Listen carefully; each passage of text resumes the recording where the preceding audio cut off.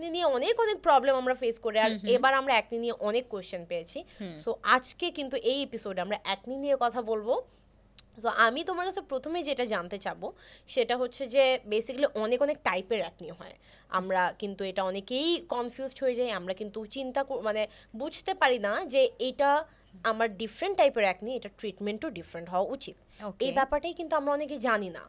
So ফার্স্টে খুব common যে অ্যাকনি টাইপ আছে আমি জানি যে এটা হচ্ছে যে সিস্টিক অ্যাকনি, আর একটা হচ্ছে আমাদের হরমোনাল অ্যাকনি। True true. এই দুইটা অ্যাকনি নিয়ে আমি তোমার কাছে প্রথমেই জানতে চাবো। ওকে, সো প্রথমেই সিস্টিক অ্যাকনের ব্যাপারটা ক্লিয়ার করি। সিস্টিক অ্যাকনেটা মানে যেটা, এটা হচ্ছে খুব পেইনফুল একটা অ্যাকনে। এটাকে মানে ডায়েটারি সেন্সিটিভিটি থেকেও এই অ্যাকনেটা হয়ে থাকে, আবার দেখা যায় যে ডিউ টু জেনেটিক্স এর কারণেও কিন্তু এই অ্যাকনেটা হতে পারে, আবার মানে বেসিক্যালি যে এক্সেস সিবাম প্রোডাকশন হয় সেটা থেকেই এই অ্যাকনেটা আসলে ফর্ম করে। সো এই অ্যাকনেটা সাধারণত একটু বড় সাইজের হয়ে থাকে, লাল হয়ে থাকে, ব্যথা করে এবং ভিতরে পাস থাকে, যেমন ওই যে থাকে না ইয়েলো কালারের বা যেটা আমরা দেখি, এই ধরনের ইস্যুসগুলো সাধারণত এই ধরনের অ্যাকনেতে দেখা যায়।